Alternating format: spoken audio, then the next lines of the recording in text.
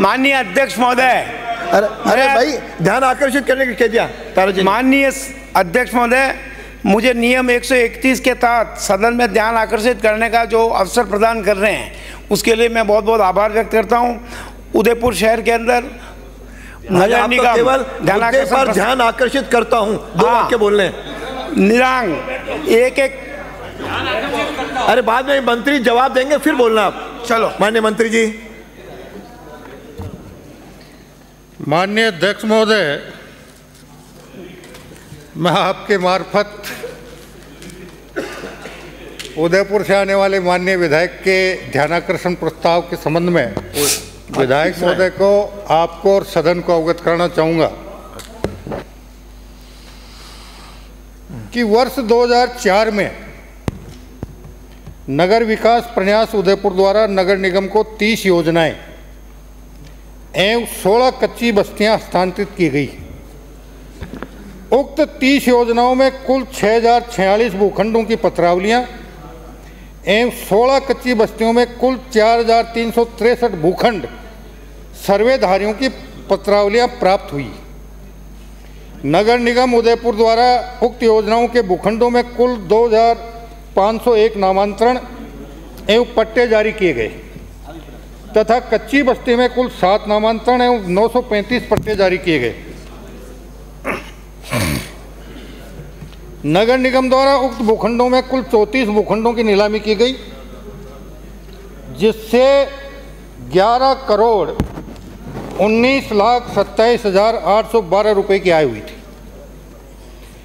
कुछ प्लाट्स का नगर विकास न्यास द्वारा आवंटन किया गया, लेकिन आवंटी द्वारा राशि जमा नहीं कराने पर उक्त प्लाट्स का आवंटन स्वतः ही निरस्त हो गया। पर इन प्लाट्स की पत्रावलियां निगम को हस्तांतरित नहीं की गई तथा उक्त योजनाओं में खाली प्लाट्स, कॉर्नर प्लाट्स व यूआईटी द्वारा निरस्त किए गए आवंटन से संबंधित पत्रावलियों के बारे में नगर निगम उदयपुर को किसी भी प्रकार की जानकारी नहीं थी। उक्त भूखंडों के संबंध में नगर निगम द्वारा विभागीय जांच हेतु महापौर नगर निगम उदयपुर के निर्देशानुसार दिनांक 28/12/21 को जांच समिति गठित की गई, जिसमें 3 अधिकारी एवं 3 जनप्रतिनिधियों को सम्मिलित किया गया एवं जांच कमेटी द्वारा दिनांक 14/3/22 को नगर निगम उदयपुर को नगर विकास प्रन्यास द्वारा हस्तांतरित के संबंध में जांच प्रतिवेदन प्रस्तुत किया गया, जिसमें 3 अधिकारियों के हस्ताक्षर किए गए, परंतु जनप्रतिनिधियों ने हस्ताक्षर करने से मना कर दिया। जांच प्रतिवेदन में 316 पत्रावलियों के संबंध में कोई उल्लेख नहीं था। नगर निगम द्वारा संदिग्ध 40 खाली भूखंडों की जांच कमेटी में कोई उल्लेख नहीं है। जांच में 4 कार्मिकों, 1 सहायक प्रशासनिक अधिकारी और 3 वरिष्ठ सहायक को दोषी पाए जाने पर उनके विरुद्ध सीसीए नियमों के नियम 16 के तहत आरोप पत्र जारी किए गए। नगर विकास प्रन्यास उदयपुर से नगर निगम उदयपुर को हस्तांतरित योजनाओं में हुए घोटाले के संबंध में पुलिस थाना सूरजपोल उदयपुर एवं पुलिस थाना हिरण मिगरी उदयपुर में प्रकरण दर्ज हुए, जिन्हें दिनांक 25/5/2022 को एसओजी यूनिट जोधपुर के जिम्मे किया गया, जहां से अनुसंधान पश्चात दिनांक 9/5/23 को एसओजी यूनिट उदयपुर के जिम्मे हुआ एवं इसके पश्चात दिनांक 23/4/24 को अग्रिम अनुसंधान हेतु एसओजी यूनिट अजमेर को सुपुर्द किए गए। वर्तमान में अतिरिक्त पुलिस अधीक्षक एसओजी यूनिट अजमेर द्वारा अनुसंधान किया जा रहा है। अनुसंधान पूर्ण होने पर नगर निगम के तत्कालीन आयुक्त एवं अन्य दोषी कार्मिकों, अधिकारियों, लोक सेवकों के विरुद्ध विधि अनुसार सक्षम न्यायालय में कार्रवाई की जाएगी तथा संदिग्ध भूखंडों को वापस सरकार के कब्जे में लेने की कार्रवाई की जाएगी। इसके साथ ही मैं निवेदन करना चाहूँगा आपको और सदन को और माननीय विधायक को बताना चाहूँगा, 1 मिनट, कि इस प्रकरण में 15वीं विधानसभा में भी प्रश्न लग चुके हैं, ध्यानाकर्षण प्रस्ताव लग चुके हैं, 16वीं विधानसभा में भी इसका प्रश्न लग चुका है और अब ध्यानाकर्षण के माध्यम से ये प्रकरण फिर मेरे सामने आया है। मैंने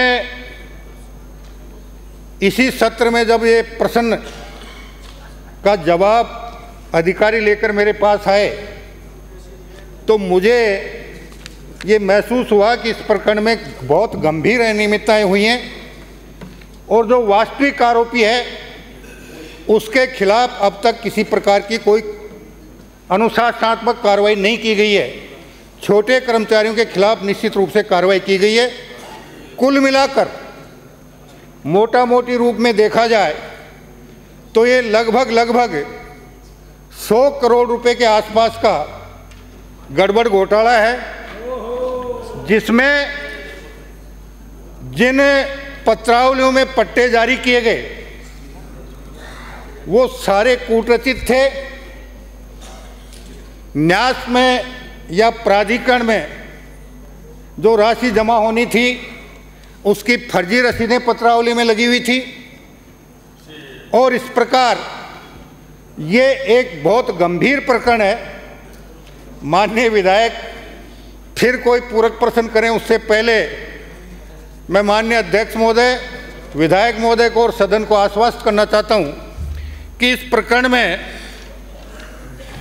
जिन भूखंडों पर शायद 5-7 भूखंडों पर न्यायालय में वाद चलकर स्थगन आ गया, उनको छोड़कर बाकी जितने भी खाली भूखंड हैं या तो प्राधिकरण ने कब्जे में ले लिए, नहीं लिए तो आने वाले समय में हम उनको प्राधिकरण के कब्जे में लेकर नीलामी के मार्फत उनका निस्तारण करेंगे ताकि वास्तविक रूप से कितनी राशि का गड़बड़ घोटाला हुआ उसकी सही जानकारी प्राप्त हो सके। माननीय सदस्य, दूसरा मैं ये निवेदन करना चाहूँगा एक सेकंड कि इसमें मूल रूप से राजस्थान प्रशासनिक सेवा का जो अधिकारी उस समय आयुक्त था जिसके द्वारा ये सारी गड़बड़ की गई, मैं सदन को आश्वस्त करना चाहूँगा कि नगरीय विकास विभाग द्वारा अगले 10 कार्य दिवसों में Rajasthan civil services classification control and appeal rules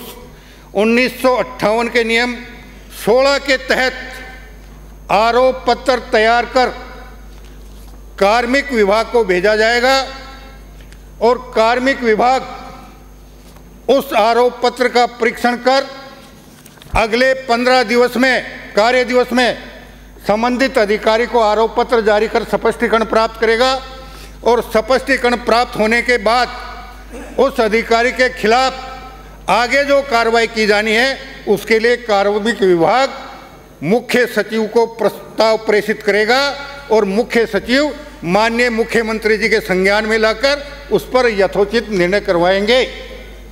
माननीय सदस्य, माननीय मंत्री महोदय के जवाब से मैं संतुष्ट हूँ, लेकिन कुछ बातें आपके ध्यान में लाना आवश्यक समझता हूँ।